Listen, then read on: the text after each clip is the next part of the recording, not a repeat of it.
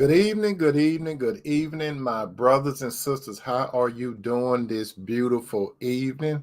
Your brother Tony is in the house. Come to the dinner table. Welcome, welcome, welcome. I have some good food for the soul, my brothers and sisters. So come on in, come on in, come on in.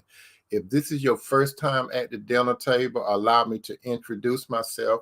My name is Tony M. Toomer, and I talk about relationships. I talk about relationships, my brothers and sisters, from a spiritual standpoint. When I say a spiritual standpoint, my position when it comes to a relationship goes all the way back to the book of Genesis. As you will know, my brothers and sisters, those of you that are familiar with the start of a relationship between that of a man and a woman, the man Adam had a unique relationship with God first. Secondly, God had a unique relationship with the woman. Thirdly, God represented the woman to the man. Fourth, the man said, in the presence of God, bone of my bone, flesh of my flesh, I should call a woman because she came from man. That's the position I come from when it comes to a relationship. Now, if you have another viewpoint of a relationship, you can do what you choose to do. But I believe in the biblical account of a relationship, how God started the relationship off. So I encourage you, even if you got another point of view, to sit at the dinner table, because this food will be good for the soul. I guarantee you, my brothers and sisters. I'm on two different platforms that I speak to you. I'm on the book and I'm on the tube. Those of you that are on the tube, go ahead, like and subscribe if you're not a subscriber. Those of you that are on the book, if you want to follow this the dinner table, go ahead. Those of you on the tube, all you have to do is hit that subscribe button, and every time it's time for that good dinner, that good soul food, you could be tuned in. How you doing, Sister Flo Harvey Martin? And how you do, Sister Sherry Smith? I see you all have taken a seat at the dinner table. Come on in, brothers. Come on in, sister. I see my mother, she have taken a seat at the dinner table. As a matter of fact, my brother and sister, if you want to say something when we're at the dinner table, by all means, you can say whatever you choose to say. But let me caution you, those of you that are on the book, you may not see the comments of those on the tube, and vice versa. Those that you on the tube, you may not see the comments of those on the book. But I will let you all know. How about that? If you're on the tube, those of you on the book, fear not. Those of you on the book, but I see a comment on tube, fear not, because I'm going to call out the name and see and tell you what that brother or sister have said. So with that said, we're about to jump into what's on the menu. How you doing, Sister Cindy Smith? Welcome to the dinner table. Now, when you look at the menu that I'm presenting to you, on the menu for tonight is when a man or woman have your soul trapped. That's what we are talking about tonight. When a man or woman have your soul trapped. I know some of you may know where I'm going with this, and some of you may not. Some of you may be scratching your head and say, okay, I'm here at the dinner table, so go ahead and feed me some of that good soul food. I'm glad you're open to it, my brother and sister. Now, have you been in a relationship, my brothers and sisters, or are you presently in a relationship that you know that person shouldn't be in your life? However, you can't seem to let that person go. And that's what we're going to discuss at the dinner table. There are some of you, like I have been in that position before, my brothers and sisters, that it seemed like it was hard to let a person go. But that's what we're going to talk about tonight. But let's go to the appetizer. The appetizer is when we go to the book of Proverbs. That's chapter 26:11. Again, this chapter 26:11, chapter 26:11. Before I say that, Sister Cynthia Smith said, yes, she can relate to what we're about to talk about, because guess what? Sister Cynthia Smith, she's not the only one that can relate to what we're going to talk about. Your brother Tony, I'm going to tell you about my part too, because I'm going to be transparent with you, okay? Now, and how you doing, my little sister Renee? Welcome to the dinner table. In Proverbs 26:11, Proverbs 26:11, Proverbs 26:11, this is what this book say. It said, as a dog return to its vomit, a fool repeats his foolishness. I'm going to say that 2 more times. Proverbs 26:11. It said, as a dog returns to its vomit, so a fool repeat his foolishness. Again, Proverbs 26:11. As a dog return to its vomit, so a fool repeat his follies. Now, there are a couple of definitions that I'm going to put out there for you. Sister Flo says she can relate to it too. Amen. A whole bunch of you brothers and sisters that are at the dinner table tonight, when we talk about this tonight, some of you, when you look at your life, you have walked down this valley before, like your brother Tony. Some of you have done it in the past. Some of you are currently in it. When I talk to you, my brothers and sisters, I basically talk to those of you, you brothers and sisters. That's what I basically talk about. I don't talk basically to the world. I basically talk to my brothers and sisters. That's what I basically talk about. Now, with that said, what does the word state of denial mean? What does state of denial mean? When we look in the dictionary, a state of denial is defined as someone who refuses to accept the truth. That's what that means. Another terminology, trap. What is trap defined as? It's defined as unable to move or escape as a result of an obstruction. What does vomit mean? When we look in the dictionary, the word vomit is defined as to eject content in the stomach through the mouth, regurgitate, throw up, to belch or sprue with force or violence. How you doing, cousin Patricia? How you doing? Welcome to the dinner table. Now, what does the word fool mean? A lot of us have a definite idea what a fool means, but let me expound to you what a fool means, not explain. A fool is a person who acts unwisely or impudently, a silly person. Spirit. What does spirit mean? As defined, a spirit is defined as the part of a man or a woman that connects and communicates with God. And the soul. What does the soul mean? The soul, my brother and sister, is the part of a person that some people believe continues in existence after life. And that is the mind, the will, and the emotion. That's you, brother, that's you, sister, and that's me. And then the word taking accountability. It is defined as to take ownership of a situation that you're involved in. Now, why did I go over those terminology? Because it has something to do with what we're going to discuss about at the dinner table tonight. When a man or woman has your soul trapped. Now, my brother and sister, as I have said earlier, I have been trapped before. Some of you brothers and sisters have been trapped before. And we were in what is called a state of denial. We denied that we were trapped. At the beginning of the relationship, we seen red flags. I seen red flags. Some of you brothers and sisters seen red flags. But what did we do? We had ourselves in a state of denial. Judith Wayne said, I love your consistency. Thank you for being at the dinner table. Judith Wayne said, I love your consistency and you speak nothing but the truth, Tony. But marriage in these last days with these modern women is over. Divorce is at the highest rate it have been in history. That says it all. Amen. You got a point there. The state of denial. I have been in denial, brothers and sisters. Some of you have been in a state of denial. You know why? What led to that state of denial? Because we seen some red flags, but we denied it. How you doing, Sister Karen? Welcome to the dinner table. We seen it. I seen some red flags, my brothers and sisters. I seen it. But I put myself in a state of denial. How you doing, cousin Rita? Welcome to the dinner table. Some of you brothers and sisters, you have put yourself in a state of denial. You clearly seen the red flags.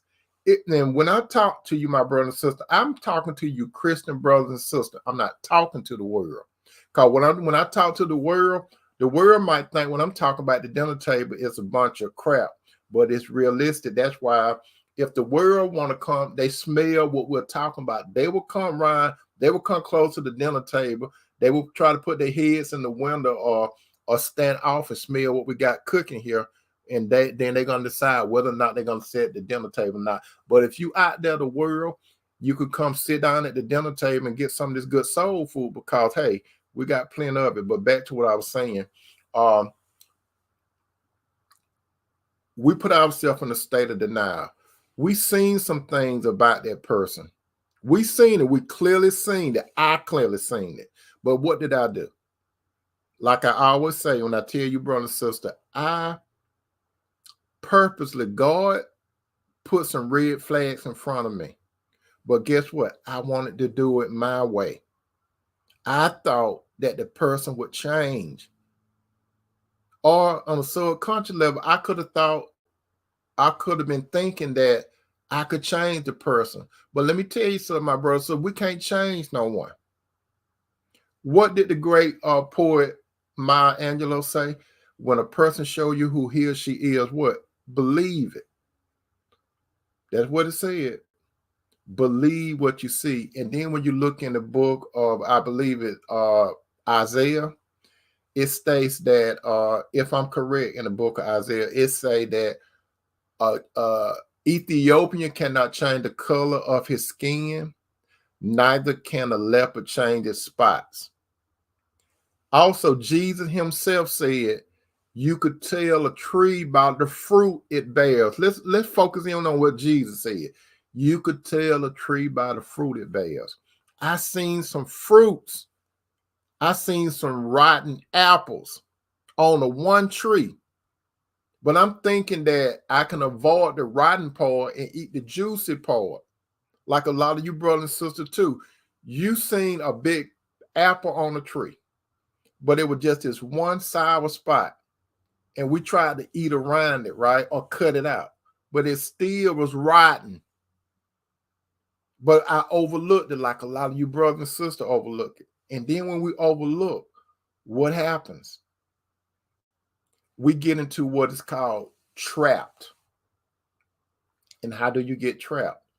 You, brother, and you, sister, as well as me, we get trapped. We get trapped emotionally. Yeah, thank you, Sister Sherry. It is in Isaiah. Thank you, Sister Sherry. We get trapped emotionally and physically. But I'm going to get a little more into that later when I talk about the soul. We get trapped. And when we get trapped, my brothers and sisters, guess what? Some of your family members that see what's going on, they try to talk to you.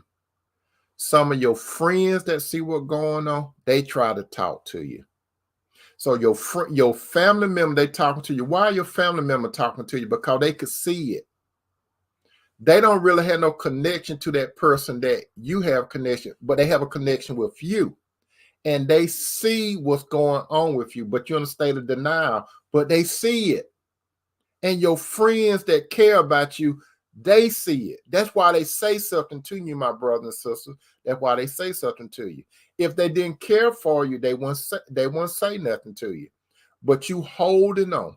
You holding on, brother. You holding on, sisters. And guess what? Some of us, when our family members and friends come and say, look, this person is pulling you down. This person is causing you to behave this way or be so sad and you're not yourself. And you know, a lot of time what some of us do, we at first, we may go talk to our family members. We may go talk to our friends.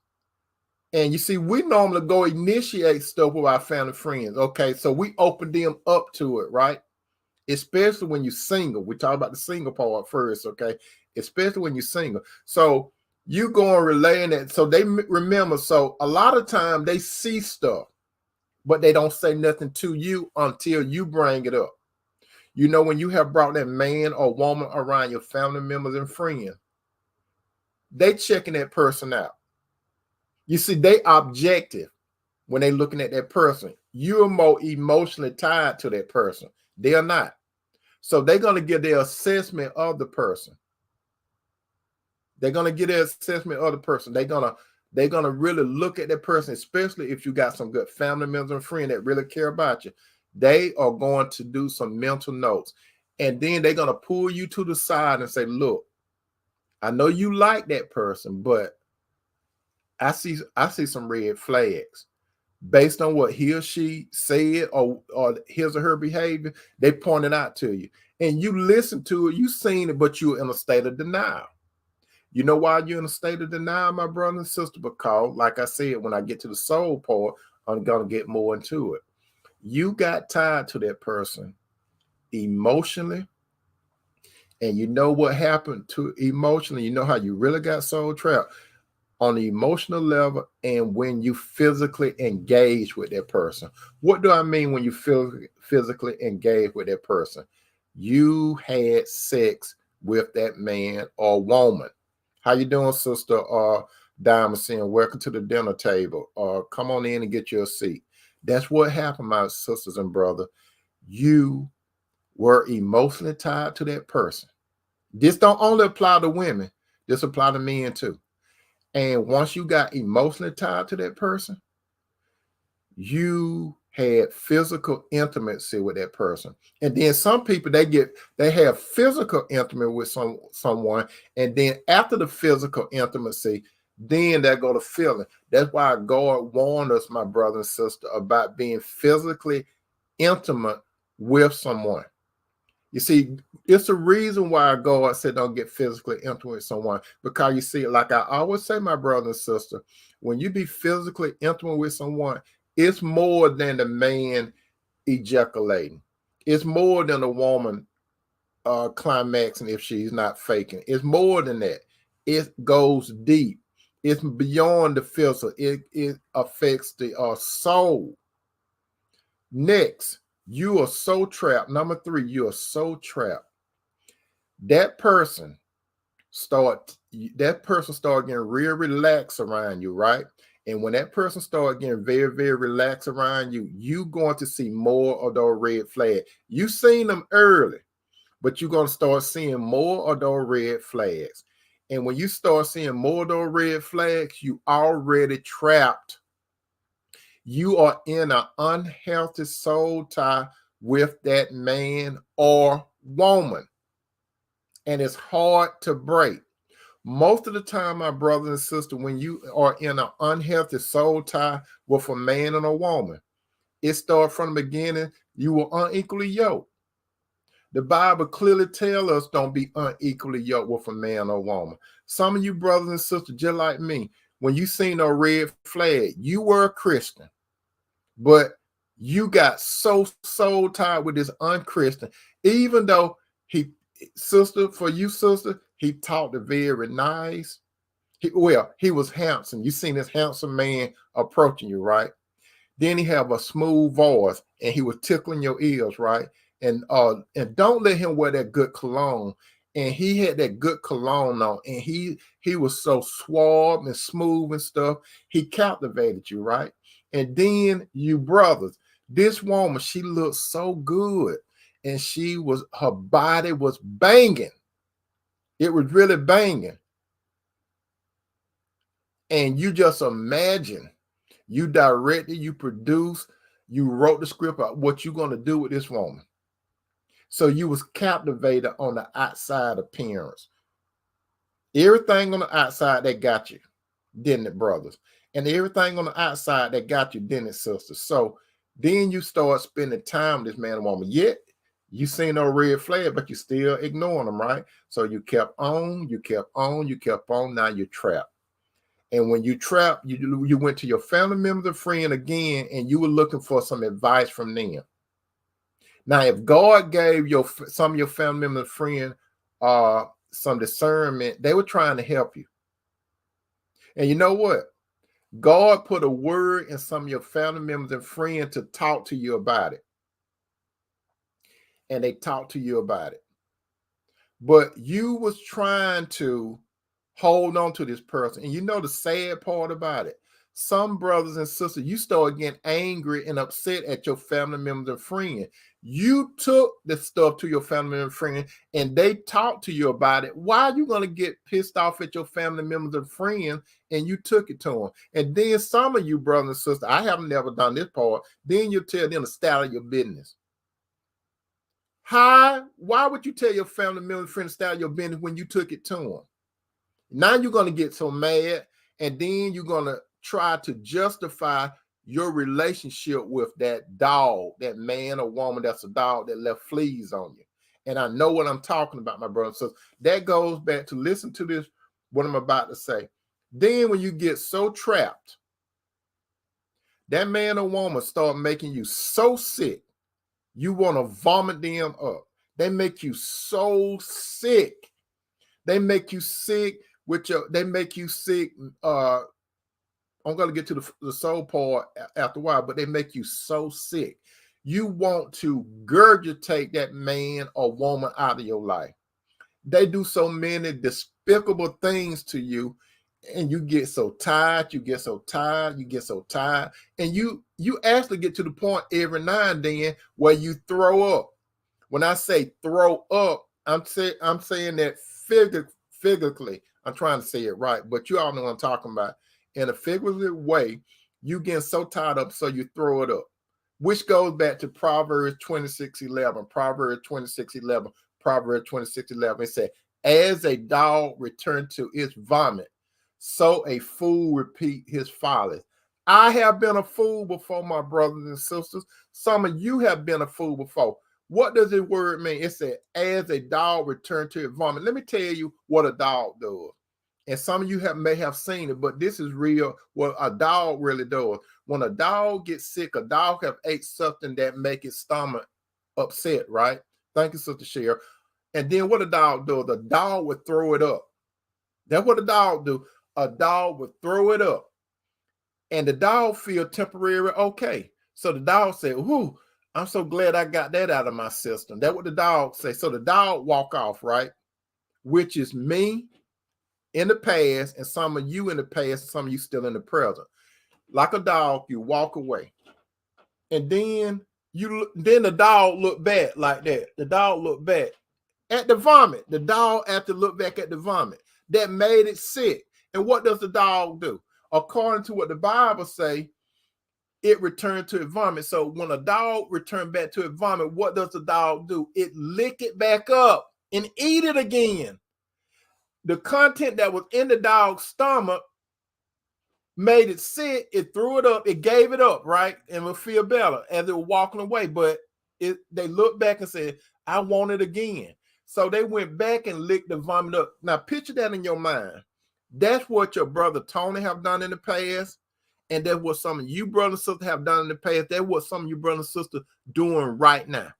You going back, licking up the vomit. And what the Bible says, "So a fool repeat his foolishness." I return to my vomit. Some of you brothers and sisters, you have done it. You have returned to your vomit, but it was no good. But you went and ate it again, right? That's how some of you brothers and sisters, right now as I speak, some of you are going back eating the vomit. You said to yourself, "I'm tired of this man. I'm tired of this woman. That's it." So you go and eat the vomit, which means that you act foolishly. What does a fool mean? Let's go back to what let me see. A fool. A fool is a person who acts unwisely or imprudently. That's a fool. My brothers, I'm not ashamed to say it. I have been a fool for love. In the past, I have. Some of you brothers and sisters have been a fool for love in the past. Some of you brothers and sisters right now have been a fool for love. And let me say this right now, my brothers and sisters. Though there are some of you right now that listening to me. You have a loved one that is in a relationship. If it's not you, because you have been there before. Some of those of you veterans, you have been there before. So you see some signs of one of your family member or friend, they walking in that valley, right? How you doing, Sister Tia? Welcome to the dinner table. They walking through that valley, right? And you already know what's going to happen in the valley because you have walked that valley before. You have walked down that road before. You see where he or she about to head, right? You see it. You see it. You see it. You see it. And you try to warn them. You say, stop. You even might hold and say, look, stop, stop, stop. You heading for danger. He or she is no good for you. But that person continues to eat the vomit up like you, brother, you, sister, and me, we ate the vomit. So a lot of time we have to think, when we have been a fool for love, people had tried to talk to us. They have walked that road before, but we didn't listen, right? And a lot of time God have shown us before he revealed to another person, your family friend, to help you. But we knew it first. We seen the red flag first. Then your family member, friend that care for you, they seen it, but we rejected it. We rejected the light that God worked through when he dealt with us directly, or he'll choose one of your family member, friend to talk to you. So God say this. This is what God say, my brother and sister. The Lord look at you. Yes, I'm talking to some of you sons and daughters of God. The Lord look at you and say, I can help him or her. I can help my son or daughter, but he or she has to willfully allow me to help him or her. I'm not going to just born rush in and help them. That's what the Lord said. The Lord wanted to help me, my brothers and sisters. The Lord wanted to help some of you, and the Lord want to help some of you currently right now that continue to eat the vomit, right? So now you're a fool. You don't want to be called a fool. But a lot of us, just like, let me see, sisters, sentiment, everybody been a fool before. Yes. Have you all heard that song, I believe, by the Main Ingredients, I think? By the Main Ingredients a long time ago. You are old school. You remember that song, Everybody Play a Fool. There's no exception to the rule. My brothers and sisters, if you have been in a relationship with a few men or women, if you don't know it, you're going to know tonight you have played a fool. You might not have known you were playing a fool, but you played the fool. Especially some of you players out there, players and playerettes. Now, and I have told some of you brothers and sisters before, I know I'm not Denzel Washington and all that kind of stuff, but I have been a player before. I have been a player. Some of you looking at me right now, y'all, some of y'all say you're still a player. I'm not a player right now. I'm Cinderella right there. I'm not a player right now. But anyway, I have been on the winning side of being a player, and I have been on the losing side of player, because there's some women out there that they had a better hand than I did at the players table, okay? But I had to push myself away from the players table. But I could tell you, it's good when you playing, but it ain't good to be played. Is it some of you brothers and sisters? It's not good to be played. Some of you brothers and sisters out there, y'all used to be players out there. Some of y'all probably still players, but some of y'all used to be players. You thought you were smart than your brother. You thought you were smart than your sister until somebody played you. And when somebody played you, guess what? You were so tired of that person, and they got you trapped. You don't know how to release. You think about that person so much. Your life is revolved around that person. You know why your life is revolved around that person? Because you, brother, and you, sister, you put that person on a pedestal like your brother Tony had done that before in my life. I have put a woman on a pedestal before, which that only belongs to the Lord. That only belongs to the Lord. So yes, I have been the part of a fool, like some of you brothers and sisters have, and some of you are doing it now. But talking about, let's say you got a relative, my brother and sister, you got a friend. You have played the part of a fool, and now you're seeing your relative and your friend that's being a fool. And he or she tell you some things about their relationship. And you being a third party, you trying to help him or her. You said, this is what he's doing to you, or this is what she's doing to you. And they hear it. But guess what? They are emotionally tied to that man or woman. Emotionally. And they are physically tied to that man or woman. Don't you know, my brother and sister? That's why I'm going back to it. When you have physical intimacy with a man or a woman, You think it's not casual. A lot of times we thought that being physical, intimate, or having sex with someone is casual. No, it's not casual. Sometimes you could be with someone and it doesn't seem like it was nothing, but that person become a part of you. No man or no woman sleep with someone else without that man or woman. You might not be conscious of it, but that man or woman becomes a part of you, and you become a part of that man or woman. And when I said that, this is what happened to my brother and sister. Some of those people that have pulled themselves away from you, and you could be in a relationship right now, especially some of you married brothers and sisters, you're in a relationship right now, but you're so tied to another man or another woman that is out of your life. He or she is not out of your life, they're still in you. You still carrying around that man or woman's energy because you was emotionally tied to that man, you was emotionally tied to the woman, then you were physical with that man and woman. So it was more than just casual sex. It was more than casual sex, my brother. So that's why I'm telling you, brother and sister, you can't play with it. When you was younger, you might want to play with it. And when you older, you still can't play with it. That's why God specifically do not want us. You could be emotionally, if you're emotionally tied with someone, you still could go crazy. But when you start sleeping with that person, that's a whole nother realm. You can't play with it. You can't play with it. Even Paul addressed that. Because Paul said that your body is a temple, brother and sister, your body is a temple. And you got something in your body. You got what is called a soul and a spirit.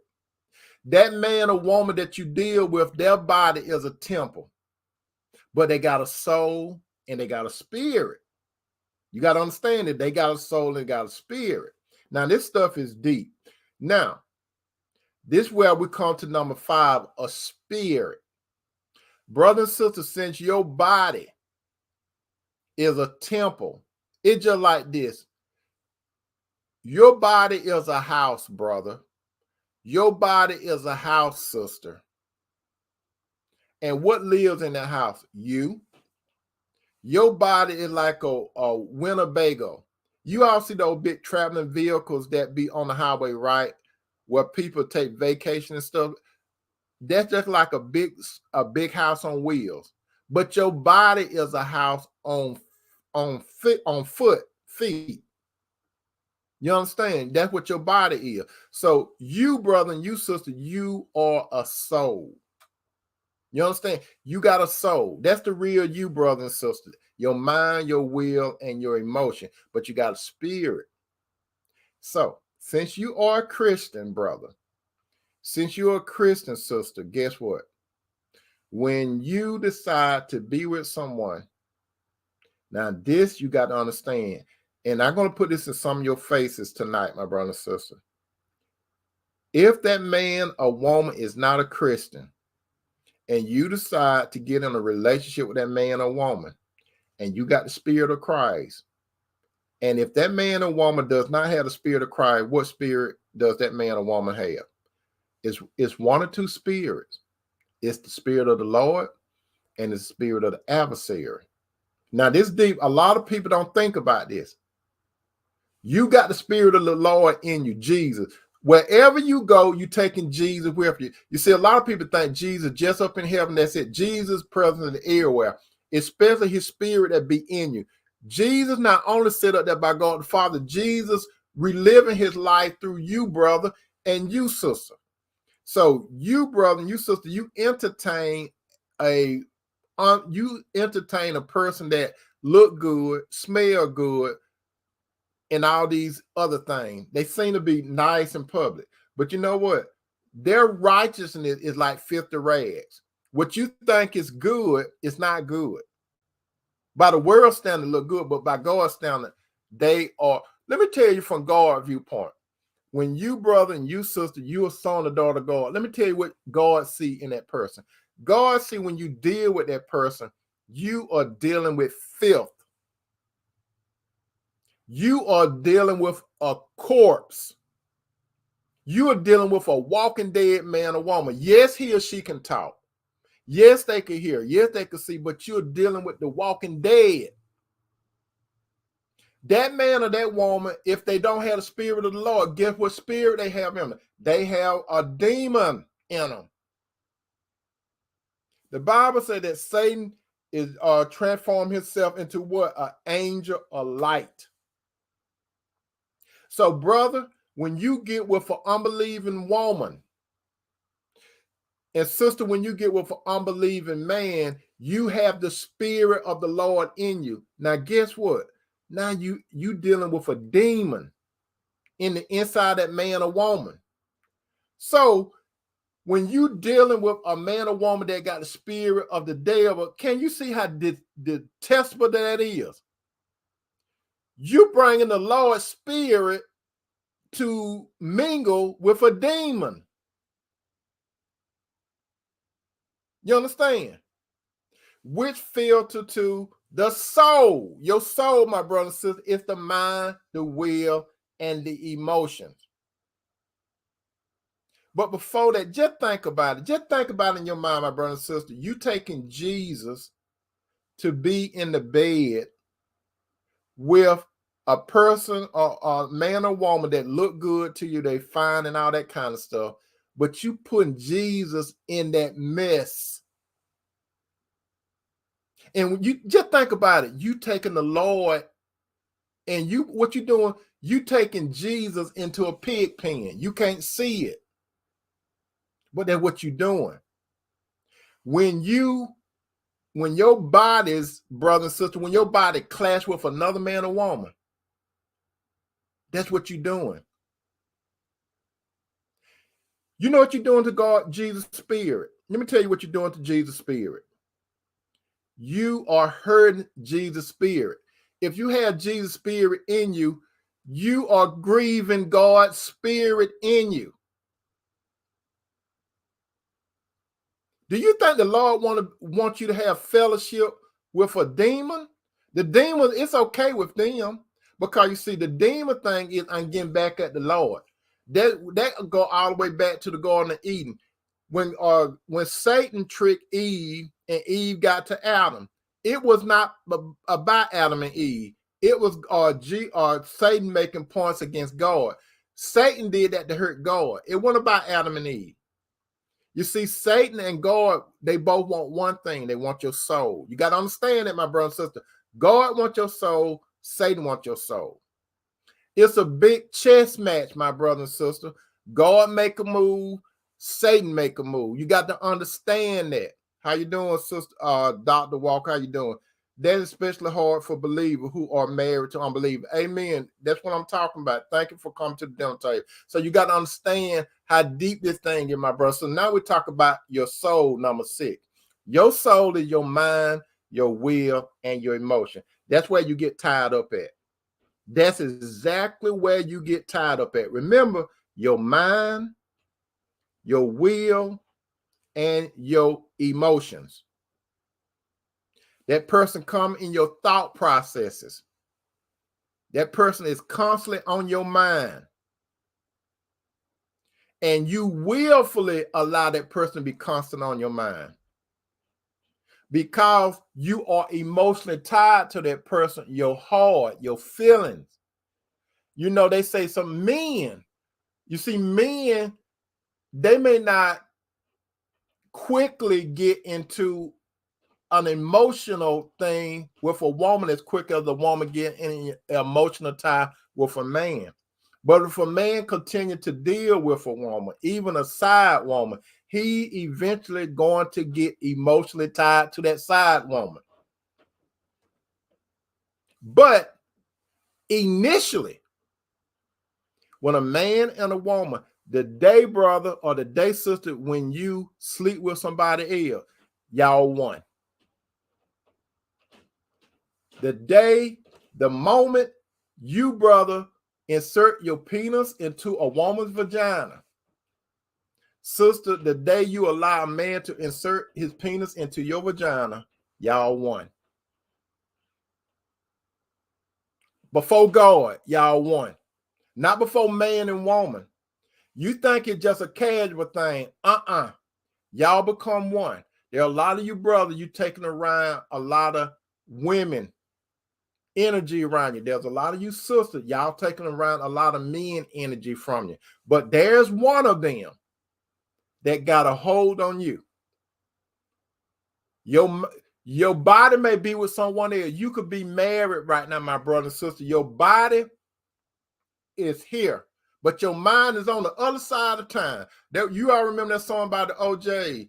Your mind is here with me, but your body. Let me give you all a situation. Let me tell you all this. And some of you have heard it before, but you're going to hear it again. Let me tell you this.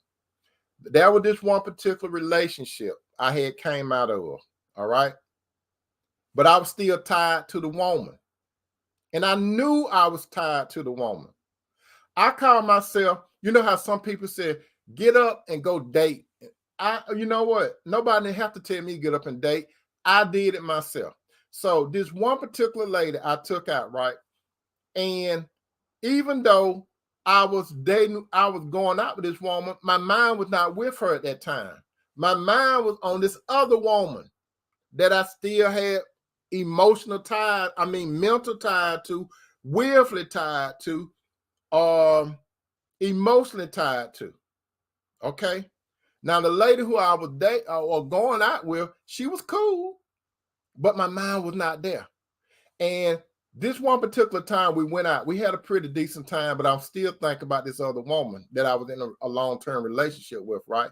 So I was fresh out of relationship, but I had put some years into it, right? So I'm out with this other lady. We end up at her house, right? So when we end up at her house, she disrobed, right? What do I mean by disrobe? She took off her clothes that we had went out with. So she put on this little outfit. She had on one of these alluring outfits, right?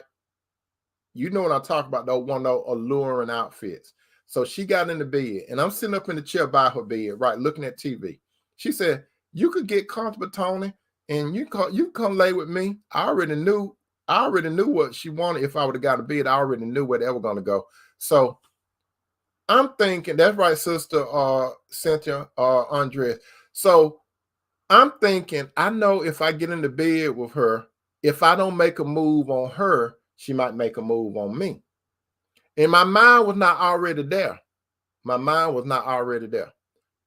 So she said, you can get comfortable with me. I said, no, I'm straight. I'm straight. I sit here. And you know what? I was not even, the relationship with the other lady, it was over, but I was still tied to her. You understand? I was still tied to her, and I had a sense that I would be unfaithful to her, even though our relationship was over with. Have some of you ever been down that road before? So I did not get in the bed with this woman. Now, just take this, for example. This is the difference between men and women. Now, being a man, if I probably would have gotten in the bed with her, I probably could have got physical with her, but my mind and my emotion would not have been there. It would have been pure physical. And I would have felt badder at that point. I was already feeling bad, even though I wasn't doing nothing, and I was over the relationship with the other one, but I was still tied to her. You understand? So the flow says you can understand completely. And that's how some of you sisters are too. You are still so emotionally tied to someone, and that person probably gone. Then you get with another man, and then you allow that man to touch your body. And while you letting that other man touch your body, even though that other man gone out of your life, you still feel bad. Because you were thinking that you still faithful to someone that's gone. And that's another thing, a lot of you married people. Now, let's talk about you married people. Some of you married people, listen to what I'm saying. Some of you married sisters and brothers, right? You get soul tied. Some of you brothers get soul tied to another woman that's not your wife. Some of you sister get soul tied to another man that is not your husband, because y'all having difficulties in the relationship. A lot of times, my brother and sister, a lot of people that get married, It goes back to the first thing that I said, state of denial. You seen some red flags in that future husband or that future wife. You seen the red flags, but you ignored it. You thought if you got married to that man or woman that it would change, right? Or subconsciously you thought that you could change him or her, but it didn't work. Some of you brothers and sisters, you got married to a man or woman that you know was out there. Some of you sisters got married to a man that you know was dating other women when he was dating you. Some of you brothers, you know that that woman was still dealing with her baby daddy or daddies. You knew about that, right? You knew it. You knew it. But no, you thought that it was going to change. Dr. Walker said, are you referring to a soul tie with another person without contact? Yes, you could have an unhealthy soul tie. That's an emotional thing. You can have an emotional soul tie with someone, but when it get to the physical part, that's when it get real dangerous. Because once you be with someone else, from God's point of view, you're one. Brother Moses said, we're just talking to a woman a few days ago about soul ties. Yes, there's some unhealthy soul ties, and there are some good soul ties. Now, the good soul tie come when God calls a man to find his wife, and a woman be patient and allow God to cause the man to find her. Now, that's a healthy soul tie, because when a man and woman get together, that man and woman, especially two Christians, that man and woman spirit merge together. That man and woman soul merge together, that man and woman body merge together, that man and woman assets and everything merge together. Because when you go back to the Garden of Eden, when Adam seen Eve, what did he say? Bone of my bone, flesh of my flesh, she should be called woman. Because Adam said, check what Adam said, bone of my bone, flesh of my flesh. What did Paul say in the New Testament? He basically said, when a man get with a harlot, what is a harlot? A harlot is a prostitute. If a man get with a prostitute and he has sex with her, you and that prostitute are one. Some of you sisters that are not married and you in a relationship with a man because he paying your bills and stuff, and you think that you will have sex with him, and you think it's not, you don't think it's prostitution. You see, a lot of sisters don't think they are prostitutes. But anytime you trade in goods, your goodies, for material gain, you are prostituting. That it's just like that. Prostitutes don't have to be on the street corner playing Donna Summer song in the background, bad girl, toot toot beat beat. You don't have to be on the street to be no prostitute. You could be a clean walking executive with a PhD, have 6 figures in the bank, but you still a prostitute because you let that man inside of your body and you're not married to him. And that's the same thing. So what that make the man? That make you the trick. No word might not be said, but you're doing stuff like that. So you're a trick. The man is a trick, and the woman is a prostitute. I just like to have to call it how it is. Now back to some of you married brothers and sisters. You married the person, and your sister, you know that man was not no good. You knew he was still dealing with women before he married you, but you thought it would change. And some of you brothers, you thought the same thing about her. You thought it would change. It didn't change. So you get married, and y'all become one, right? So that man or woman, they still got that itch in them.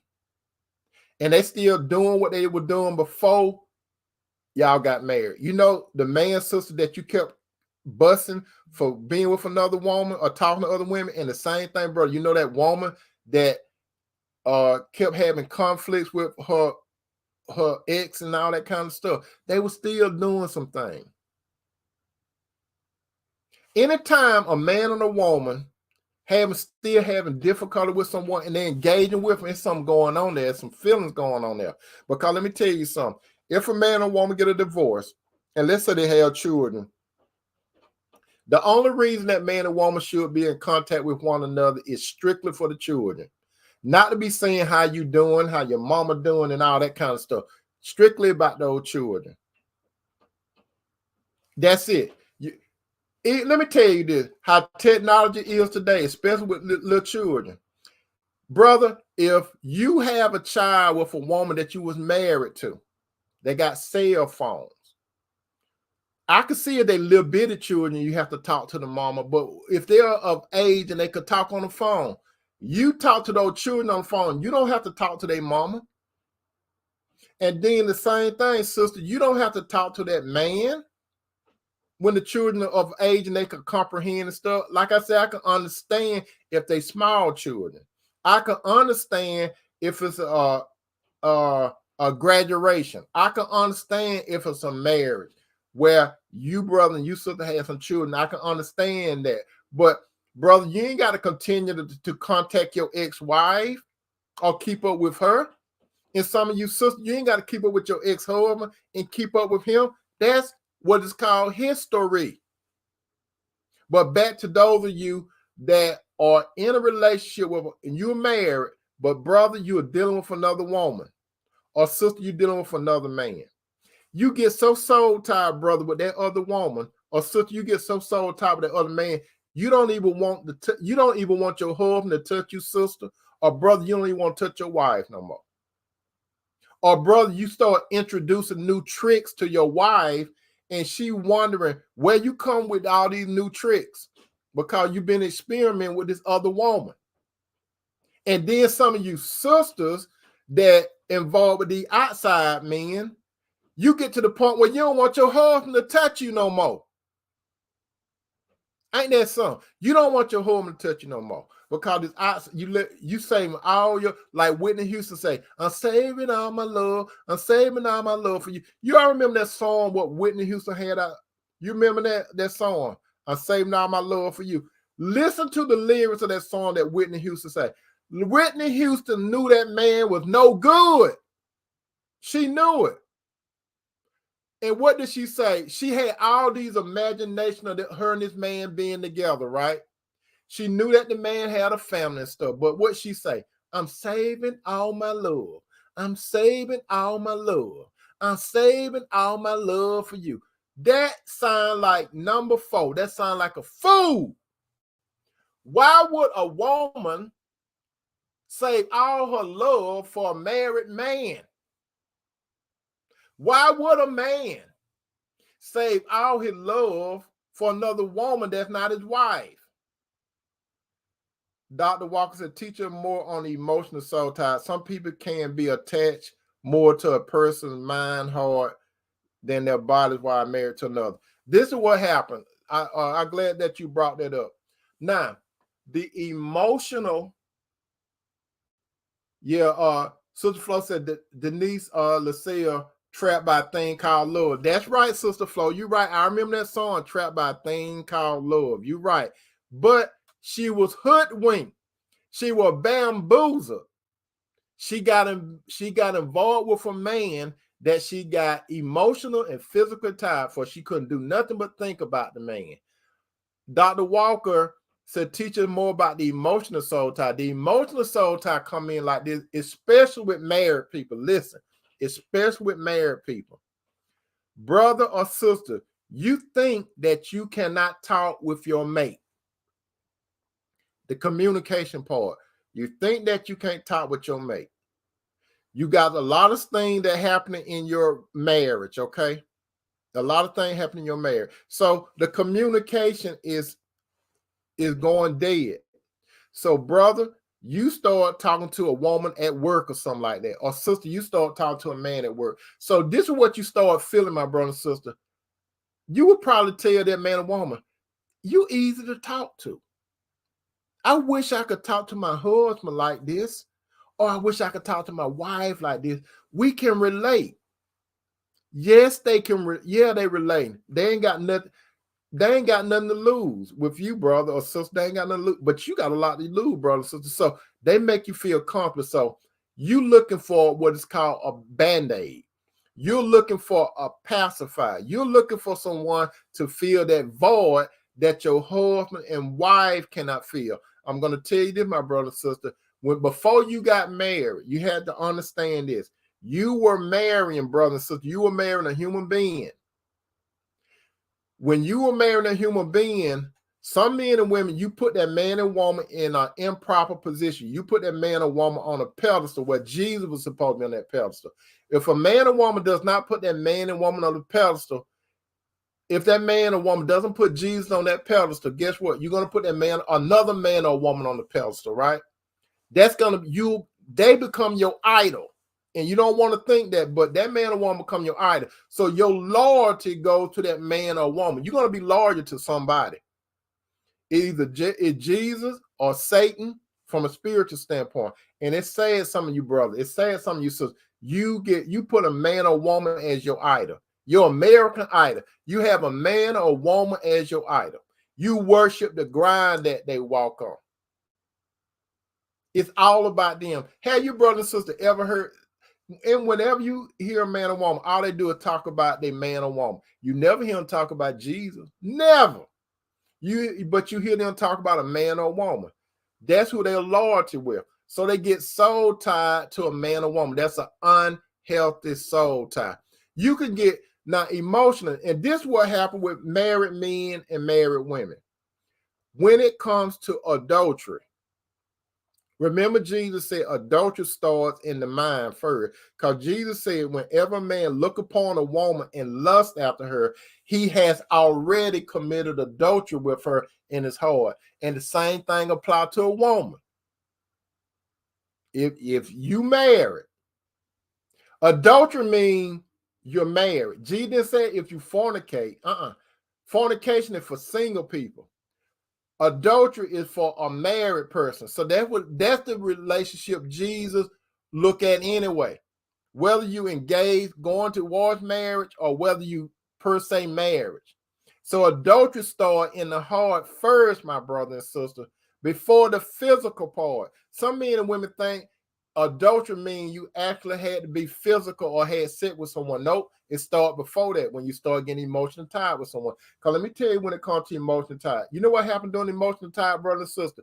You start sharing your hopes, dreams, and disappointment with someone else instead of your mate. You talk to them about deep stuff more than your mate, so you soul tied with them on an emotional standpoint. And then to top it off, when that conversation starts start getting so good, and then you know what you're going to do? You're going to start spending time with that man or woman. It may start off texting. It may start off texting. Then it may start phone calls, secret phone calls. Then it's going to get to going to lunch. It may start going to dinner. It may start meeting at the gym, but y'all meet up, right? Then what's going to happen? It's a pattern. This is what's going to happen. You're going to end up over to his place, her place, or a hotel, or in the car, or wherever y'all going to be at. Eventually, eventually married sister, you continue to spend time with someone that's not your husband and wife. Eventually, y'all going to sleep together. And that's just all to it. You think you Superman, you think you Superwoman, but when you start doing all this kind of stuff, you're going to eventually, brother, you're going to eventually start sleeping with this woman that you've been spending time with. Sister, you're going to eventually start sleeping with this man that you start spending time with. Some of you brothers, some of you sisters, you think you're strong, right? You ain't got no S on your chest, Superman or Superwoman. As a matter of fact, that S on Superman's chest, it was really not an S. It was something about the planet that he came away from. Even though it looked like an S, it really wasn't an S. That just, for those of you that are into DC comics and stuff, I'm just giving you something free of charge. Dr. Walker said, right. So the question becomes, is it adultery to be attracted to another person's heart and mind without having sex with them? If you start thinking about that person sexually, because before you get to the actual physical part, when you start directing, writing, producing, and start thinking about sex, because let me tell you this, my brother and sister, when you start spending time with a man or woman that's not your mate, it's no way possible that you will not think about having sex with them. Brother, that woman that you talking to a lot, more than your wife, eventually you're going to start thinking about having sex with them. Sister, that man that you talking to, more than your husband at time and all that kind of stuff, eventually you're going to start thinking about having sex with him. And when you start thinking about having sex with him, more than likely it's going to take place. And guess what? When it takes place, you're going to have it set up. Especially, and this is what's going to happen when you get isolated. Because most people don't get physical around other people unless they want to be wild couple that they go to a club and go to the bathroom, all that kind of stuff. But most people, they strategically get isolated. A lot of time when they're in public, they might not do it, but when they get isolated, it's going to go down eventually. It's guaranteed. It's dangerous, my brother and sister. Then you're going to get a soul tied to that man or woman. And when you get a soul tied to a man or woman that's not your husband or wife, guess what? You going to start making demands on that man or woman that you soul tied to. You ain't don't want that man, sister, to be dating no other woman. If he's single, you ain't don't want him to date no other woman. Brother, that woman that you are dating outside your wife, eventually you don't want her to date no other man. But they single. What make you think you're going to get loyal to married man out of another woman? Sister, what make you think you're going to get loyalty out of a man that's single? And this is another thing. Some of you married brothers and sisters, you may have a guy, brother, you may be dating somebody's wife and you soul tied to her. She married, you married, but you soul tied to her. Sister, you married, but you soul tied to another woman's husband. So a man that's married to somebody else, or a woman that's married to someone else, you might get to the point where you don't even want them sleeping with their husband or wife. Sister Teresa said, King David said, he made a covenant with his eyes. We should do the same. That's right. In Job 31:1. That's right. You know what? Job said this. Job knew himself. That's why Job had about making a covenant with his eyes so he won't look at other women. I'm going to tell you, brother, even you married brothers, you're trying to walk on a straight and narrow way, but you're not blind. Just because you get married, brother, you don't get blind. Sister, just because you get married, you don't get blind. Brother, you see other women that still look good. Sister, you still see men that look good. And you have thoughts. When you have a good marriage, my brother, when you have a good marriage, my sister, guess what? That's when Satan's going to come to you, because Satan know what kind of women you like, brother. Satan know what kind of men you like. And you think that just out of coincidence, sister, a man just come talk to you. Brother, you think just out of coincidence, you look across the room and a woman keep looking at you. Brother, you think that you at your office and a woman walk by and she have to touch your shoulder. Brother, and then sister, you think a man coming and say, hey, you sure looking good every day. That dress that you got on, sure banging. What? And you all think that's genuine, right? No. If I had to compliment a woman, I would never tell another woman outside my wife, you sexy. That belongs to her. If I'm going to tell a woman she's sexy, it'll be to her. There's not one woman that could say, Tony say I'm sexy. Not one that's living today that could say I'm sexy. Because I know what the word sexy implies. Sexy implies I want to have some sex with you. But I'm going to say this to juice your head up, to make you feel good. That's what men be talking about, sister. I have told you that before. When men say you sexy, they're out of line. A man only tell his wife that she's sexy. And vice versa too, brother. When a woman say you sexy, what you think they thinking about? What do you think they're thinking about? So your soul get tied to these people. You get soul tied, brother, since you get trapped, which lead to accountability. Number 7. What does accountability mean? Accountability means, my brothers and sisters, it is defined to take ownership of a situation that you're involved in. Brothers and sisters, when you come to yourself, when you come to your prodigal self, like I had to come to my prodigal self, and I know my soul was trapped. I couldn't go nowhere. I was trapped. I was thinking about that woman every day. When I got up in the morning, I'm thinking about her.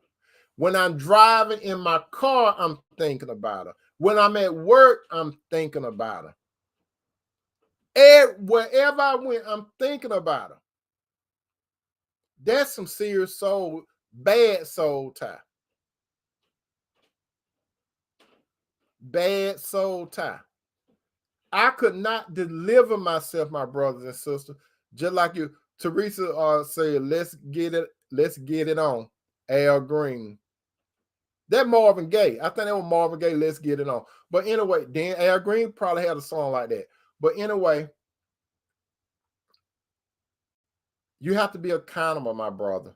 You have to be accountable, my sister, when you know you trapped, or when you think, or when you entangled. You can't do it yourself. That's why I'm talking to tonight at the dinner table. Some of you brothers and sisters, right as I'm speaking, there are some of you right now. Be honest with yourself. Some of you married right now, but you still think about old boy or old girl. And you wait, you hope that they text you one day. You hope that they call you one day. You delight when you turn on Facebook or something like that and they keep liking your posts and stuff. You like that, don't you? You wait for them to make a move, right? You wait for them to get into your inbox. You wait for them to call you out of the blue and say, I've been thinking about you. You wait for them to text you and say, I've been thinking about you. You're right. You soul tied to them. And this is something, some of you brothers and sisters. There is a man or woman, some of you married people, there's this man or woman that all he or she have to do is call you or text you and it's on. It's on. You will go meet him or her. And you know when you go meet them, you know what y'all going to do? You're going to start reminiscing of what happened yesterday. You're going to talk about all the good stuff. They don't want to talk about a lot of that bad stuff or they may laugh it out, but you want to talk about the good stuff because it's about reminiscing, right? Then you're going to reminisce back in the bed. And when you reminisce back in the bed, those soul ties that you were loosening, they're going to get bonded again. So you got to be accountable, my brother and sister, where you at. You got to go to God. You got to go to God and say, look, I'm in an unhealthy soul tie, Lord. I can't help myself. I need your help. Don't you, brother and sister, know that the Lord will allow a person to hurt you when you make a choice because he gives you what is called a free will. He sent you a red flag like he sent me, but I did it my way. I was the prodigal son. I'm the poster child for a prodigal son. I went out in the far country. I got dirty. I got messed up playing out there in the pig pen with a woman or women. And then I had to come to myself. And when I had to come to myself, I had to turn around and go to the Lord. And when the Lord seen me coming, he greeted me before I got there. And he put me on another road. He put me on sandals. He put that ring back on my finger and he restored me to sonship. And that's what some of you brothers and sisters got to do. You got to get out of that pig pen. Some of you married brothers, some of you married sisters, even some of you single brothers and sisters, you in the pig pen right now. Get up tonight and call on the name of the Lord and say, look, I am in an unhealthy soul tie and I don't know what to do. I'm just like DMX, Lord, up in here, up in here. Some of you saying, y'all going to make me, y'all, some of you brothers and sisters thinking about another man and woman, y'all doing DMX in your mind. You all remember DMX, right? You remember DMX? Y'all gonna make me lose my mind up in here, up in here. Y'all gonna make me act a fool up in here, up in here. That's what some of you brothers and sisters doing right now. Somebody is making you it's contributing to you being a fool. Remember what I said in Proverbs 26:11. I said, as a dog return to its vomit, so a fool repeat his foolishness. I can relate to the dog. Roof, roof. I can relate to the dog, and I went back to the vomit. Some of you brothers and sisters, if you honest with yourself, you went and ate the vomit too, just like a dog. And we ain't talk about Parliament Funkadelic, but you went and ate the vomit. You got relieved, and you thought you could do it again. Some of you brothers and sisters, you think you're doing good now without God, right? So you think that you done got that man or woman out of your system. All it do is take one phone call, that's all. All it take is one text, that's all. Y'all gonna get together, y'all gonna reminisce, and the next thing you know, eventually, if it don't happen that night or that day, you keep talking and stuff, then y'all gonna get isolated. And when you get isolated, you're going to have physical intercourse where sex, you're going to have sex like you used to because you familiar with that man, sister. Brother, you familiar with her. So y'all going to have sex. And then they're going to start, that right, sister Teresa, one call, that's all. That 10, that, what the name, Ted Nugent, one call, that's all. That's right. So that's what's going to happen, brother. That's going to happen. Your soul is trapped. You all remember that song, Me and Mrs. Jones by Billy Paul. You all remember that song, Me and Mrs. Jones? We got a thing going on. Or you remember Atlantic Star, Secret Lovers, That's What We Are. Or you remember that song by Stevie Wonder, A Part-Time Lover. All those cute little songs, right? But listen to the lyrics. All of them songs were about cheating. All of them, yeah, they were number one on the chart, but all of them were about cheating. But you know what the Bible say about sin? And I'm paraphrasing it. This is what the Bible says about sin. Yes, it's pleasure. And sin is pleasure. When you have sex with someone, it's pleasure. Most of the time, it's pleasure. But what's the back end of it? It's called truth and consequence. What does the Bible say? Whatsoever a man sow, he reap. You might not sow it that day, but you're going to sow it years from now. Why do some of you guys, now let's talk to some of you guys briefly. Some of you guys get involved with a woman, right? It's called fatal attraction. Some of you guys get involved with a woman. You think, now you want to call, some of you Christian brothers, you want to call the woman crazy. She won't let you alone. She following you in everywhere, right? You know why? Because she's soul tied to you. Let me tell you all something. Many, many years ago, there was this lady that I was involved with. Many years ago, there was this lady I was involved with. It took me a whole year to get rid of that woman. It took me a whole year to get rid of her. I went and told her that, I'm paraphrasing, I went and told her that in a nice way, it's over with. You know what she told me?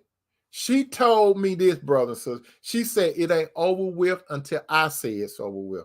Can you imagine that, brother? A woman telling you it's not over with until she tells you it's over with.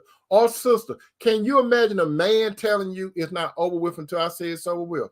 And you see, when a man or woman tell you it's not over with until I say it's over with, you trying to brush it up on the road. How you doing, Sister Yolanda? Welcome to the dental. So you try to brush it up on the road, right? These people are serious. This lady that I was involved with my brother. So you see, I'm transparent, but I'm not going to call no name. This woman that I'm talking about, she knew my pattern. I could be driving my car. I look in the rearview mirror. She was there. I get off from work. She was there. She riding up and down the street. I went over to one of my guy friends' house, and she was in another car. And I was wondering why this car keep following me, right? She was in another car. So everywhere I turned, she would turn it. So I got over to my friend's house, and he came out. He was staying in an apartment complex. He was standing out there by his car. He would wait for me to come over there. So when we turned over in his apartment complex, she there. And we riding around the apartment complex, and my friend, he doing like this. He just looked at me in his car following. And then I parked my car, and I didn't know it was her. She let down the window because the window was tinted. And you know what she told me? She said, I want you to come over to my house when you get finished. Now the relationship was over. So she got pissed off. I didn't do it. You know what my friend, he told me? He said this. He said, Tony, you got a problem. I said, what you mean? He said, the only way that lady gonna let you alone, she got to have another man. That's what he said. He said, you got a problem. And I did have a problem. I had a problem for a whole year. At my jobs, my brother and sister, let me tell you this. At my job, at that particular time, I had 2 jobs. I had a part-time job and a full-time job. At my part-time job, the ladies at my part-time job, they took a week walking me to my car. You know why they took a week walking me to my car? Because that lady, she would be parked out there. When I got off from work, she would be parked right out there. If I'm home, she would be riding up and down the street. That's some real stuff, my brother and sister, that Fatal Attraction. You all get entertained by looking at that movie Fatal Attraction on TV. That's some real stuff. Purpose for a Passion said he was definitely telling no lie. You know what I'm talking about. Fatal Attraction. Yolanda said, Fatal Attraction, you need a big sister to handle her. Well, yeah. But you know what? When somebody got it on you, and then there's some of you sisters, there are some men that's like that. You all remember that movie that Lynn Moody was on and Blake Underwood. Blake Underwood, he had a wife, and Lynn Moody was married to a man, and they was a couple. They used to hang together. Blake Underwood's wife was pregnant, so they all went to this amusement fair. Y'all probably seen this, right? They went, and then his wife fell out of that roller coaster, right? So Blake Underwood, he got soul tied to Lynn Moody, who were married to his friend. So they started getting together and all that kind of stuff. So he got crazy. He got real crazy, physically crazy. So men could get like that too, and it's dangerous because men would take you out. When a man gets soul tied to you, Sister Tierra said, Tony, you'll talk about Blair Underwood. Yep, it was Blair Underwood and Lynn Moody. They was in this movie together. Blair Underwood was married to another lady who was pregnant, and Lynn Moody was married to a man. They used to go together. They used to go everywhere together. So Lynn Moody and her husband, Blair Underwood and his wife, they went to the amusement park. Blair Underwood and his wife, they got on this roller coaster. I mean, this roller coaster? What, that Ferris wheel. So they got stuck up there. The bar opened and Blair Underwood's wife fell and she died. So he got connected with Lynn Moody. And he got real crazy. Sister Diamond Sims said, oh, my, haven't seen that movie in a while. Do you remember that movie? Okay, so Diamond, you know what I'm talking about, that movie. Men can get crazy too. Purpose for passion said from experience, you might need more than a big sister, not even a protection order will work in getting danger. Let me tell y'all something, my brother and sister. Guess what? Restraining orders ain't nothing to some people. Restraining orders ain't nothing to some people. Some people, when they want you, they don't care about no restraining orders. They do not care. So I'm telling you, my brother and sister, when your soul is trapped, and you know it's trapped, the only way you're going to get out of it is Jesus Christ. Jesus is the only one that could get you out of the pig pen. He's the only one. So this is what I'm saying, brother, sister. Remember, you be in a state of denial first. Then you get trapped. Then you start vomiting up those bad experiences. Then you discover that you're a fool. And then your spirit. Do you want to take the Lord into a situation with an unbelieving person? Then your soul, you get tired, you get twisted in there, you get entangled. Then you got to come to accountability. You got to go to the Lord and say, look, Lord, I messed up. I tried to do it my way. I need help. The law can't help me. No restraining order can't help me. The only person that can help me is you. And this is all the Lord wants you to do. The Lord wants you to acknowledge what you did. The Lord wants you to acknowledge that you need help from him. But it don't stop there. You got to do something. And what you have to do, brother and sister, you got to do what I say. You got to break out the contact. You got to go zero contact. If you got his or her number, you got to do something with it. Delete that number, delete all contact, because you may sometimes feel compelled to text him or her. You may feel compelled to call him or her. You want to cut all contact. You got to go into rehab. That's what you're going to have to do, brother and sister. You got to go into rehab. Cousin Rita said, a man came on my job, came into the office of his wife looking for her. She was out to lunch. The next day, her supervisor took her to the bus stop. That's where he shot her. True stuff. You see what Cousin Rita said? Stuff like that happen. Stuff like that happen, brother and sister. You don't know what a man or woman would do. That's why, brother and sister, you need, if you're going to be in a relationship with somebody, it's your best bet, brother and sister, to be involved with a man or woman that is a son and daughter of God, a Christian. You don't want to deal with those worldly people, because those worldly people, they coming to get you if you mess with the wrong one. Cousin Rita said she had a restraining order. You see, Cousin Rita know what I'm talking about. Restraining order doesn't mean anything. It's just a piece of paper to someone. It doesn't mean nothing. It doesn't mean iota zero. It doesn't mean nothing. I'm telling you, my brother and sister, stop playing.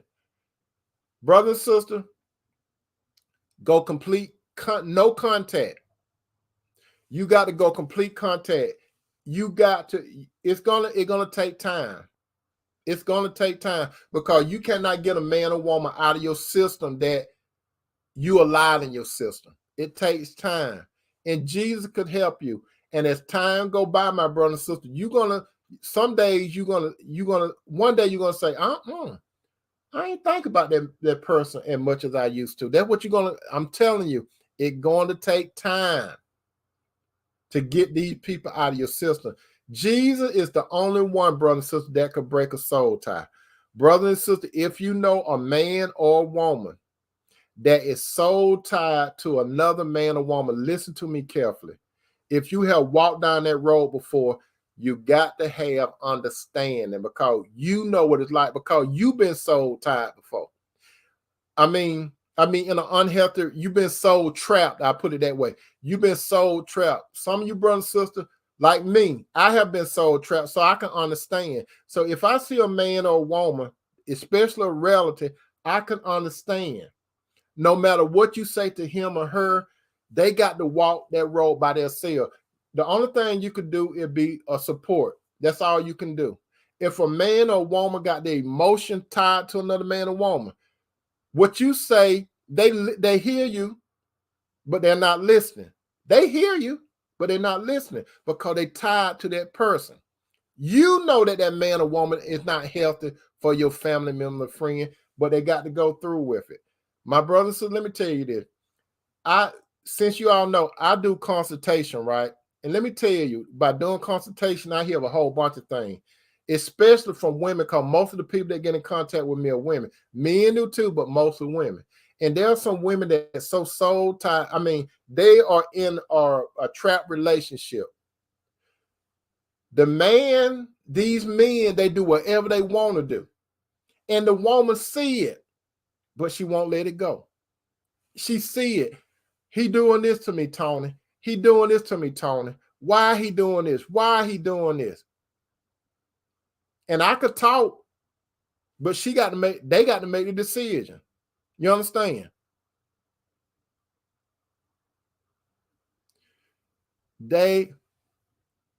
Purpose for Patrick said the free will. Some men and women just choose to not want to give up. That's right. It's an act of the free will.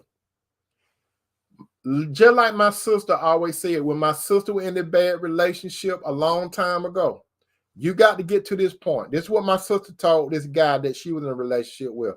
I'm talking about my literal sister from my mother's womb. She said she got to the point, and I'm paraphrasing this. She said, she told this guy, you look better leaving and coming. She had to wake up. She had to wake up. So when she woke up, that was it. When she told the guy, you look better going and coming, that means that she had got to the last straw. And you all remember that song by R. Kelly, right? Some of you brothers, when a woman fed up, it ain't nothing you could do about it. Brother, if you have a good woman, share with that good woman. Because Christian brother, if you got a good woman, God brought that woman to you. It ain't no ifs and buts about it. It was not your talk game. It was not how handsome you are. It wasn't about that good cologne you got on. It was not about your swag and stuff.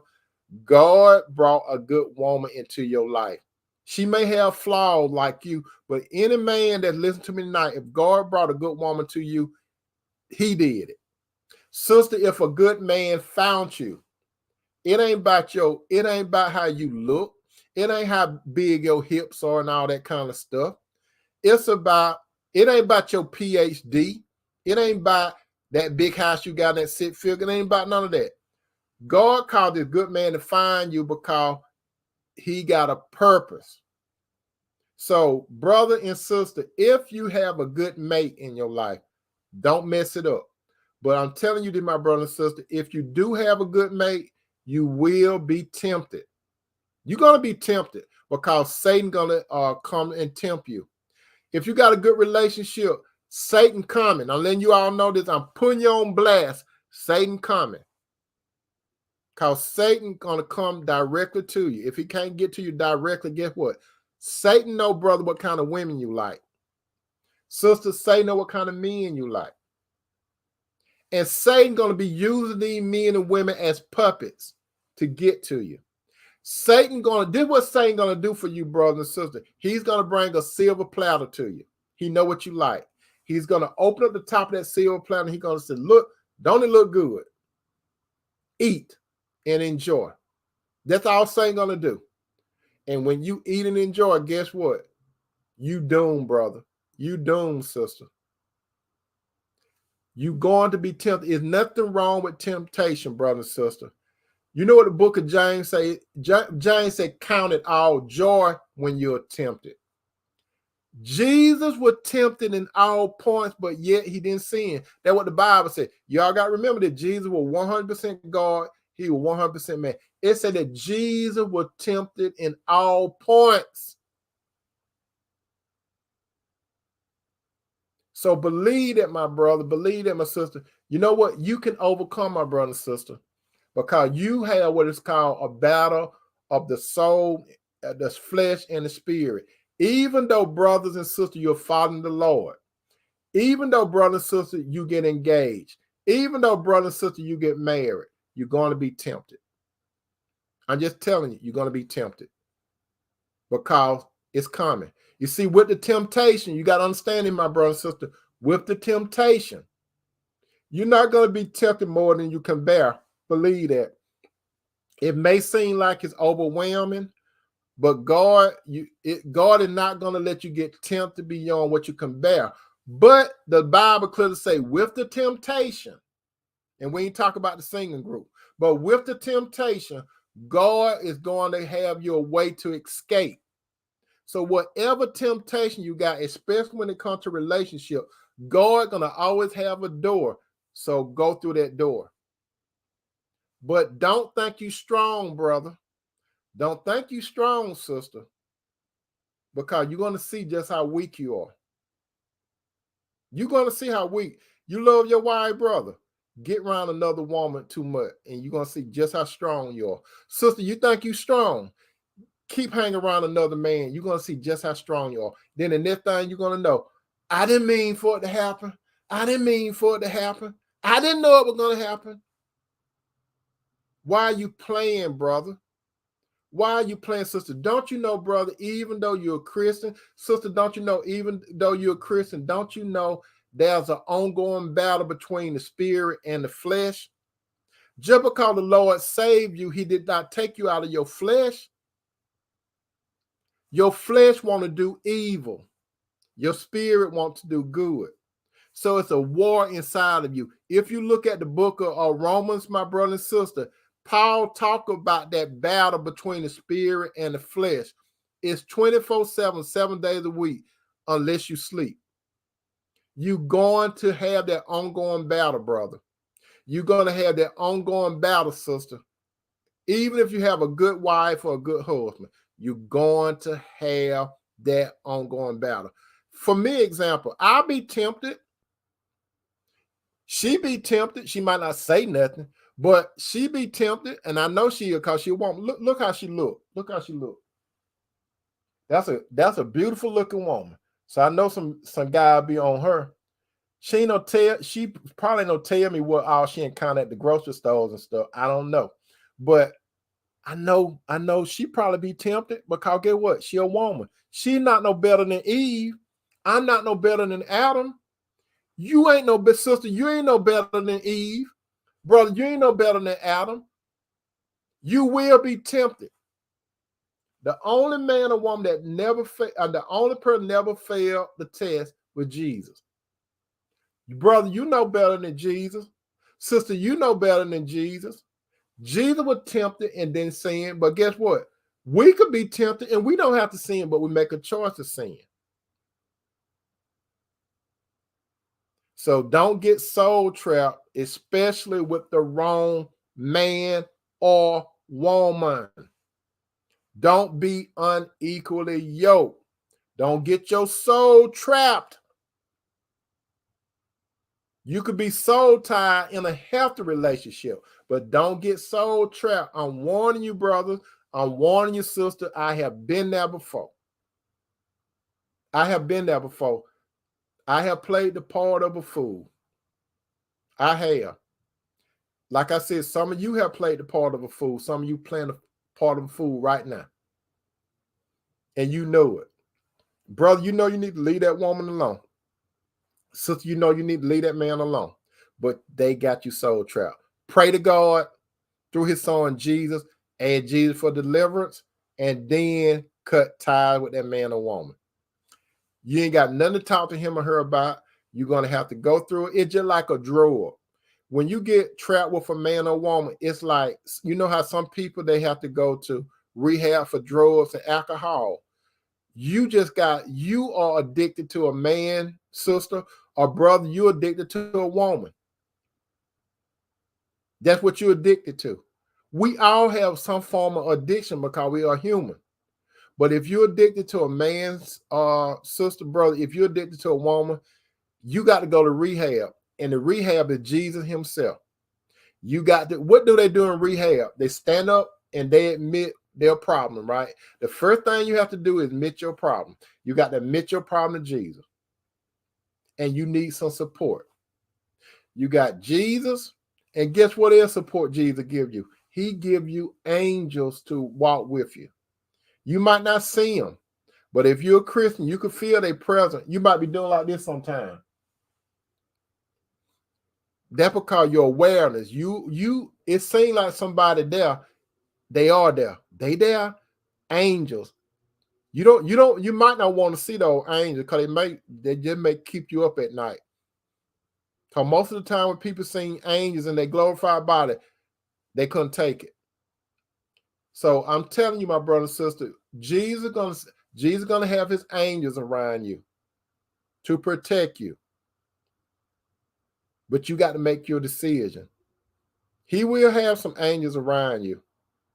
Some people may see you and they be thinking about seeing you, but then they change their mind because they say, something about that man or woman. Then they may change their mind. You don't know what the Lord would do, but Satan's going to bring somebody around you, brother and sister. Don't get soul trapped. You brothers and sisters, this is Q&A time. If you have a question right now, put down there, wait, and ask your question. Put wait, and I'll wait, and I'll address it. If you have something to say to any of these brothers and sisters on here, just put wait, and they'll address it. Because we're at the dinner table, we're transparent here. There's nothing stupid. There are no stupid questions. There are no stupid comments. We're brothers and sisters here. If there's a question that you need to know, Lady Chantel, she put wait. So that means she got a question. We are going to wait because this sister got a question or a statement. So don't leave, brothers. Don't leave, sister. We are here to see what Lady Chantel got to say. If any of you brothers, sisters, if you have a question or comment, you could go ahead and put wait. And don't leave because we're here to support everyone. Sister Diamond Sensei, I got to go into prayer as well. Amen, sister. I understand we all have to go into prayer. I understand. So we're waiting right now. And Sister Cynthia Smith, she has a question or a comment. She got wait. We're going to see what she wants. So there are 2 waits down there that we're going to address. I hope you brother and sister had a good day at your whatever y'all were doing today, your job or whatever y'all were doing. I hope that you all doing well. Me, myself, brother and sister, I had a Fred Flintstone day. You know what a Fred Flintstone day is? It is yabba dabba do. Or to say it differently, I had an excellent, blessed, and a twist of serenity day. That's what kind of day I had. I always look at my life, my brother and sister, as the glass is half full. Thank you, Sister Flo. Sister Flo said she enjoyed the dinner night. Thank you, sister. I always look at life as you see this glass right here that got water in it. It's not full, right? It's half full. So this is how I look at life. If I say that the glass is how should I say it? How should I say it, my brother and sister? How should I say this? You see, if I look at this glass, I see that line, right? So if I look at this, when I look at this, I look at it from a positive standpoint. At least I got water in it. It doesn't have to be full. You're welcome, Sister Diamond. Sister Lady Shantae said, hello, Mr. Turner. Why does it seem like when you are doing better, finally after a separation, that's when the person that left you heartbreak will reach out or return? You know what? That's a good question, sister. Half empty. That's right. That's right. Purpose for passion, half empty. If you say that the glass is half empty, that means that you got a negative viewpoint of life. But if you say half full, at least you see the positive part in life. Thank you, purpose for passion. But back to what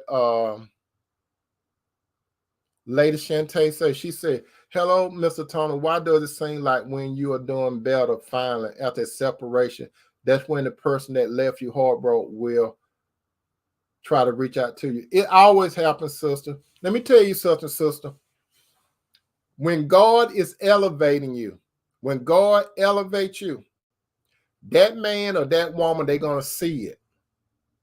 That man or that woman, most of the time, that man or woman, they were a narcissist or they are a narcissist. A narcissist is a man or woman that thinks the world's supposed to revolve around him or her. That's what they think.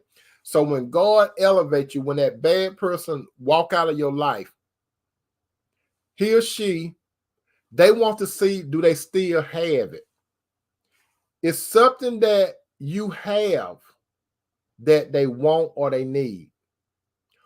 Or they just want to have ties to you so they could come backward and forward. That's how some men and women do. They just want to have a foot in the door. They want to do their thing. They want to go touch. They want to go see if the grass is greener on the other side. That's what a lot of them do. See if the grass is greener. But the grass is not greener, my sister. Let him, don't even entertain him. Don't even entertain him. Is that the same guy, sister, that said something? Is that the same guy, sister, that I think you asked me a question a few nights ago? Is that the same guy that said that God said he said, let me see how you said it. He said that God wanted you to be a wife, then he turned around and changed his mind. Is this the guy you're talking about? If this the guy you're talking about, don't even waste your time with him. Don't even waste your time with him. And we're waiting for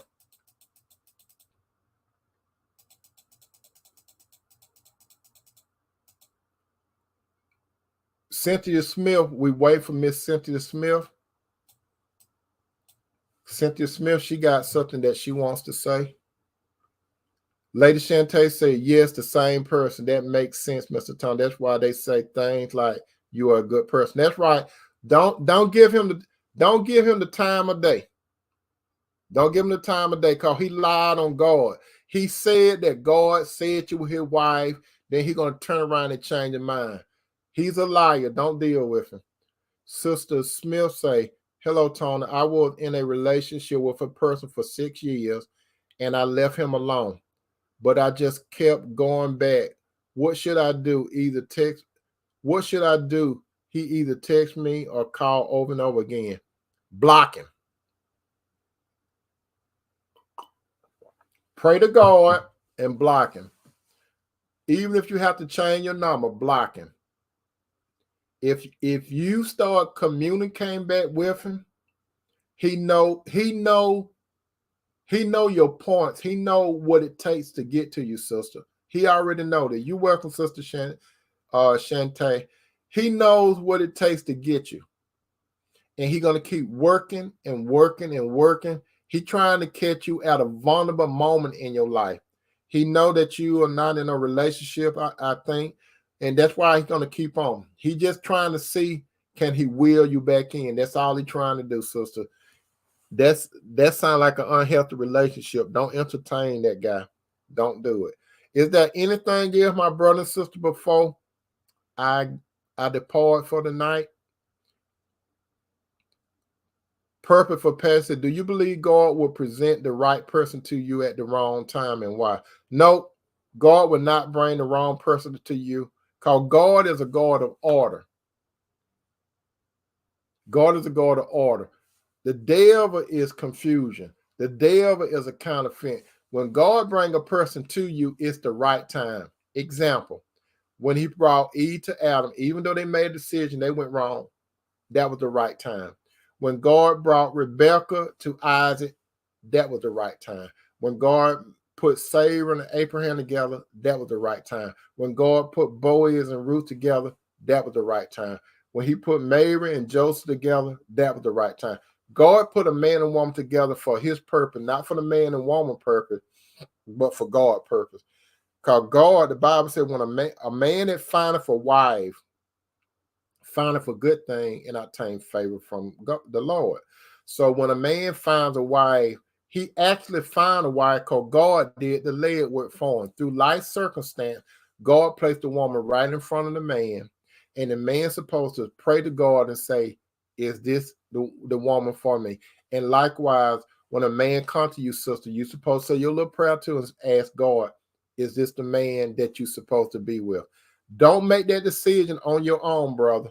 Don't make that decision on your own, sister. God always do what is right. He never put us in a situation where it's going to hurt us. God is not that. God is a good God. God is a just God. Now, Satan could bring the wrong person in front of you that seem to be right, but it's not right. Satan always bring counterfeits. He always bring counterfeits. Anything else, my brother and sister? If not, it's about time for me to depart. Thank you, brothers. Thank you, sister, for being a part of the dinner table. Go ahead and take some of this carry-out food to some more brothers and sisters.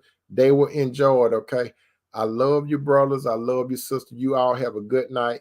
Your brother Tony is about to clean up the kitchen. You don't have to help me, but I'm about to clean up the kitchen. Thank you, brother. Thank you, sister. You all have a good night, okay? Peace out.